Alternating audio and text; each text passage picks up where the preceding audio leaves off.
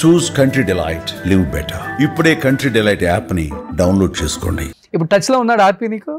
ఉన్నారు అంటే మొన్న కూడా వన్ ఆఫ్ ద రీజన్ ఆర్పి వల్ల కూడా నువ్వు బయటకు వెళ్ళిపోయావు అంటుంటారు. నిజంగా నాకు తెలియదు నిజమేంటో. ఆర్పి టచ్ లో ఉన్నాడా? ఉన్నారు. నేను వైజాగ్ లో నెల్లూరు పెద్దారెడ్డి ఓపెనింగ్ కి పిలిచారు, వెళ్ళాను.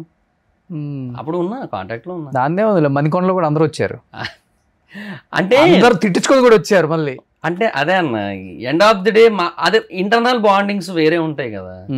మళ్ళీ అప్పుడు ఏమైనా ఐడియాలజికల్ డిఫరెన్సెస్ వేరే ఉండొచ్చేమో కానీ పర్సనల్ బాండింగ్స్ వేరు కదా.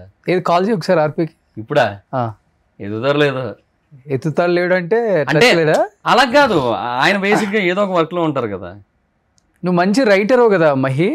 ఇప్పుడు నువ్వు చేసినా చేయకపోయినా నీ సజెషన్స్ తీసుకోవడానికి కాల్ చేసే వాళ్ళు ఎవరు లేరా టీమ్ లీడర్స్?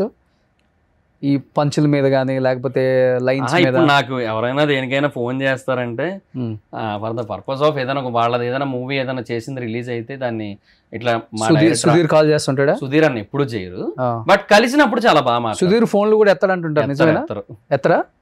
ఎందువల్ల ఏమో, చాలా రిజర్వ్డ్ ఏమో. మామూలుగా అయితే పొలిటీషియన్స్ ఎత్తరు, ఆయన చాలా రిజర్వ్డ్.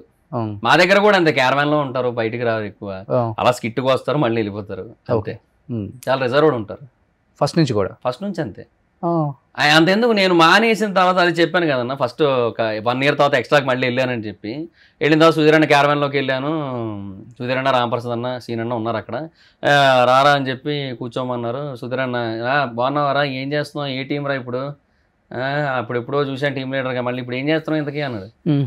అన్న నేను మానేసి 1 year అయిందన్నా అన్నాను.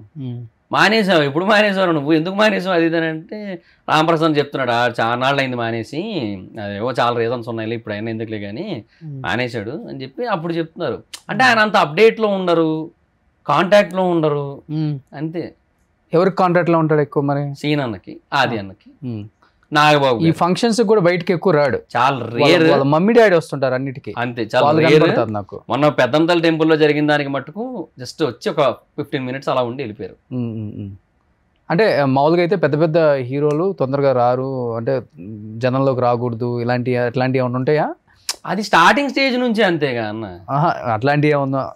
అలా ఏమో, ఫ్యాన్స్ కలవకూడదు, లేకపోతే ఫ్యాన్స్ మధ్యలోకి రాకూడదు, అందరికి కనిపిస్తే స్టార్డమ్ తగ్గుతుంది, అది మెయింటైన్ చేయాలి. మిగతా హీరోలు మెయింటైన్ చేస్తుంటారు, అల్లు అర్జున్, ప్రభాస్, ఇట్లాంటి వాళ్ళు మెయింటైన్ చేసినట్టు మనం కూడా మెయింటైన్ చేయాలి. ఇలాంటిది ఏమన్నా ఫీల్ అవుతుంటాడా? ఏమో అలా ఎప్పుడు నాకు అనిపించలేదు. సుధీరాన్ని ఎప్పుడు అలా అనుకోరని అనుకుంటున్నాను నేను. నా ఒపీనియన్ అయితే మాత్రం ఆయన ఎప్పుడు అలా లేరు, ఎందుకంటే మాతో మాట్లాడినప్పుడు తెలుస్తుంటది కదా. సో ఆ జెన్యూనిటీ ఫీల్ అవుతుంటాం ఆయన మాటల్లో. ఓకే, ఆ కన్సర్న్ అనేది మనకు అర్థం అవుతుంటది. బట్ నువ్వే నా ఫోన్ ఎత్తరు మళ్ళీ. అదే అంటున్నా, నేను చేసా ఒకసారి. ఒకరోజు నేను ఒక లైవ్ పెట్టా, అంటే కంటిన్యూస్ 12 hours లైవ్ పెట్టా. సో ఆ టైంలో మా లైవ్ లో ఏంటంటే జబర్దస్త్ వాళ్ళకి చేయన్నా లైవ్ లో టైం పాస్ అవుతుంది అది ఇదని అన్నారు. సరే అని చేశా. ఉదయాన్ని ఎత్తలే, ఆదర్ని ఎత్తారు, చంద్రాన్ని ఎత్తారు, సీనాన్ని ఎత్తారు, రావు గారు ఎత్తారు, చంటన్ని ఎత్తారు, అందరూ ఎత్తారు. మరి ఎత్తకపోతే మెసేజ్ కన్వే చేసేది ఎట్లా? ఏదన్నా ఎవరికైనా అర్జెంట్ అవుతుంది, ఒకటి చచ్చిపోతున్నాడు, సుధీరే మంచోడు, సుధీర్కి ఫోన్ చేస్తే హెల్ప్ అవుతుంది, ఫైనాన్షియల్గా ఇప్పుడు బాగా స్ట్రాంగ్గా ఉన్నాడు, అందరి మీద తనే బాగా సంపాదించాడని చెప్తున్నారు కదా. మరి అట్లాంటి వాడు ఏదైనా హెల్ప్ చేస్తారని కాల్ చేస్తారు, ఎత్తరు, ఏంటి ఒక ప్రాణం పోతుంది, అప్పుడు ఏంటి? అదే మనం ఏదో సీన్ అన్న త్రూ అలా ఏమైనా వెళ్ళొచ్చు. ఓకే, సీన్ అన్న కాల్ నాకు తెలిసి ఆల్మోస్ట్ ఎక్కడున్నా లిఫ్ట్ చేస్తారు, బాగా క్లోజ్. అంటే ఎంత క్లోజ్ అంటే ఇంకా అసలు మ్యాక్సిమం ఇంకా బాగా జిగిరి దోస్తులు అంటారు కదా, ఇంకా అలా అనమాట. ఏదో ఆర్పిక్ చెయ్యి, మాట్లాడి అది చెయ్యాలి ఒకసారి. అసలు ఏం చేస్తున్నాడు? ఇది రింగ్ అవుతుంది. హలో అన్న, ఆర్పి అన్న? కాదండి, రాంగ్ నెంబర్. అవునా, ఓకే ఓకే, సారీ అన్న. రాంగ్ నెంబరా? నువ్వెందుకు అంత కష్టపడతావు? నా దాన్ని నేను చేస్తానులే. ఇది ఆయన ఫస్ట్ నెంబర్. ఇప్పుడు నేను చెప్పలేడు. ఏ ఆర్పి గారు నమస్కారం అండి. నమస్కారం రోషన్ గారు, చెప్పండి. ఏంటండి ఆర్పి గారు, ఎలా ఉన్నారు? బాగున్నా ఫైన్. మీరు? నేను బాగున్నానండి. ఈ మధ్య మీ వీడియోలు చూస్తూ ఉన్నాను, చాలా ఆనందంగా హ్యాపీగా ఫీల్ అవుతున్నాను. ఎప్పటికప్పుడు అప్డేట్ అవుతున్నాము మేము కూడా మీ వీడియోస్ చూస్తూ. సో రాజకీయంగా మీరు ఎమ్మెల్యేనో ఎంపీనో అవ్వాలి, తొందరగా మిమ్మల్ని మినిస్టర్ గా చూడాలి. ప్రోటోకాల్ వెహికల్ సైరన్ మోగుతూ మిమ్మల్ని మీకు కాల్ చేసినప్పుడు మీరు ఆ స్పీకర్ పెట్టి మాకు వినిపించాలని మనస్ఫూర్తిగా కోరుకుంటున్నాను. ఆర్పి గారు కష్టపడుతున్నా, అంతేనా? అంతే, ఎంత ఆశించేది ఏమి ఉండదు, కష్టపడ్డమే. ఎంత పిండికి అంత రొట్టె. అంతే అంతే, మన చేతిలో ఏమి లేదు, మనం కష్టపడ్డ వరకే మన బాధ్యత. సో మీ అభిమాని ఒక అతను వచ్చారు మా ఛానల్ కి, ఇవ్వండి. మీకు వీర విధేయుడు అభిమాని, మీరంటే ఏ పార్ట్ అయినా కోసేసుకుంటారు అనమాట బాడీలో. ఇప్పుడే లైవ్ లో ఉన్నారా? అవును, ఇవ్వండి. మాట్లాడండి ఒకసారి. అన్న హాయ్ అన్న. ఎరా మహిదర్ అన్న బాగున్నారా అన్న? 120 ఎపిసోడ్లు బంధం బానే ఉంది. ఏమంటాయన్న మీరే చెప్పాలి. మిమ్మల్ని ఇన్స్పిరేషన్ తీసుకొని దర్ఫీ అని ఒక కేఫ్ స్టార్ట్ చేశా. అదేంటి ఆర్పి వల్ల బయటకు వచ్చేసేదన్నా? నేను ఎప్పుడు అన్నా అనుకుంటున్నారని మీరే అన్నారు. లేదు లేదు లేదు, ఏముంది, ఎవరు బతుకు తెరువు, ఎవరు కష్టార్జితం అన్న, ఎవరు ఏ స్థాయికి వెళ్ళాలని వాళ్ళ కష్టాన్ని బట్టి ఆధారపడుతుంది తమ్ముడు. అన్న బాగున్నారా అన్న? ఏముంది ఇన్స్పిరేషన్ అంటే గురువు కదా తీసుకుంటారు. ఇన్స్పిరేషన్ అంటే అదే ఒకటి స్టార్ట్ చేశా కదన్న, ఒక బిజినెస్ ఒకటి. సో అది ఇంకా మీ ప్యాటర్న్, మీ స్పీడ్, మీరు ప్రమోషన్స్ చేసిన విధానం, సో అవన్నీ నెల్లూరు పెద్దారెడ్డికి. హైదరాబాద్ వచ్చావా? హైదరాబాద్ ఉన్నా అన్న. సరే తమ్ముడు, ఆల్ ద బెస్ట్. జాగ్రత్తగా నీట్ గా చేసుకో, మంచి స్థాయికి వెళ్ళాలని మనస్ఫూర్తిగా కోరుకుంటున్నాను. థ్యాంక్ యూ సో మచ్ అన్న. చేసావు, నా దాంట్లో కూడా దాదాపు ఒక 70 స్కిట్లు వరకు చేస్తుంటాం. 100 పైనే అన్న, మనం 100 పైన చేస్తుంటావు. నీకు ప్రతి డైలాగ్ గుర్తుంటది. రిహార్సల్ చేసేటప్పుడు రాజమౌళికి కావచ్చు, మిగతా వాళ్ళకు కూడా డైలాగులు చెప్పు అంటే నువ్వు వెళ్ళి నీట్ గా చెప్పి వాళ్ళకి ఎక్కించేవాడు ఈ టైంలో, గ్యాప్ లో.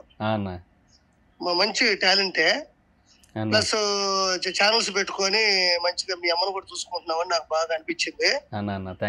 రెండోది, ఏ బిజినెస్ అయినా దాంట్లో నిఖార్సుగా, నిజాయితీగా, అంతే పద్ధతిగా, అనుగుణంగా వెళ్తే ఖచ్చితంగా సక్సెస్ అవ్వచ్చు. Thank you so much. RP గారు, అదే నోటితో మాకు కూడా ఏమైనా బ్లెస్సింగ్స్ ఇస్తారా అండి?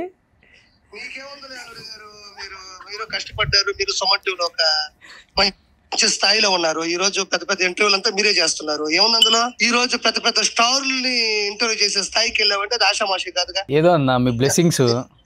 ఎంత డెడికేషన్, ఎంత డిసిప్లిన్, అది లైఫ్ మీద ఎంత ఫోకస్ ఉండాలి, లైఫ్ మీద, అది మామూలు విషయం కాదు కదా అల్లుడు గారు.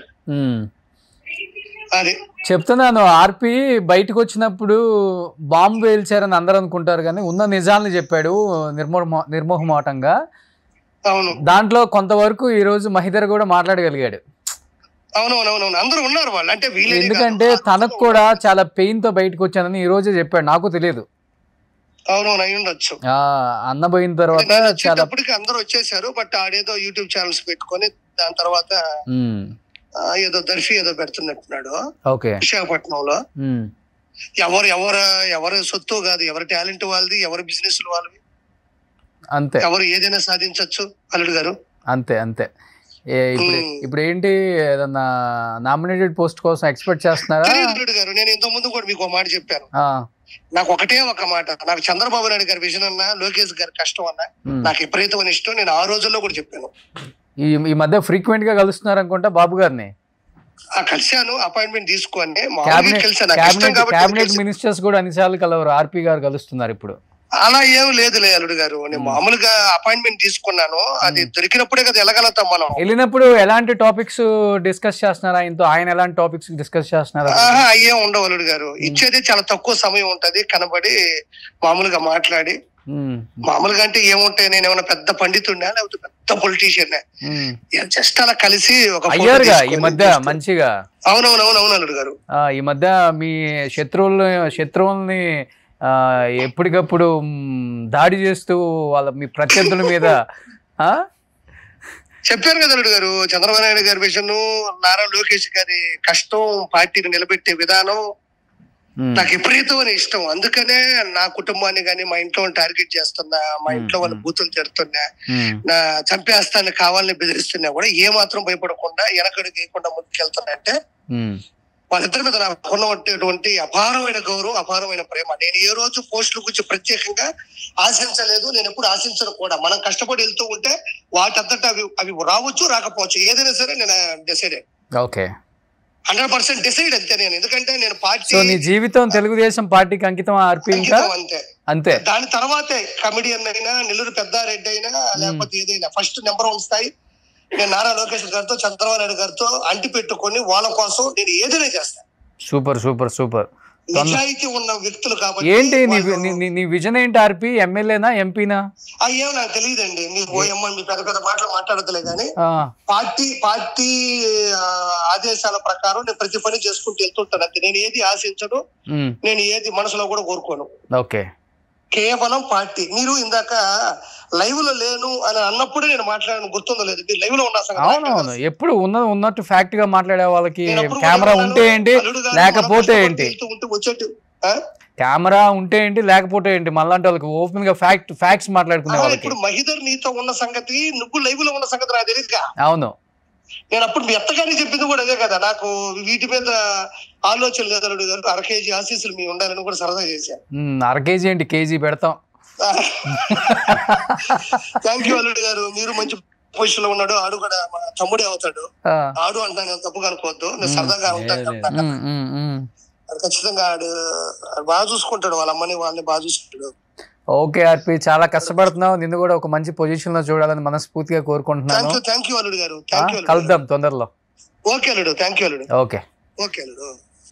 చూసావా, మీ 120 స్కిట్లు చేసినా గానీ ఆయన కొత్త నెంబర్ మీ దగ్గర లేదు, నా దాంట్లో ఉందంటే వాడు ఏ కొత్త నెంబర్ తీసుకున్నా నాకు ఒక హాయ్ అని మెసేజ్ పెడతాడు. ఇప్పుడు కొంచెం పొలిటికల్ గా కొంచెం అట్లా అయింది కాబట్టి అనిపిస్తుంటదా పొలిటికల్ గా ఆర్పి అన్న మరీ స్టాండ్ ఎక్కువ తీసుకొని?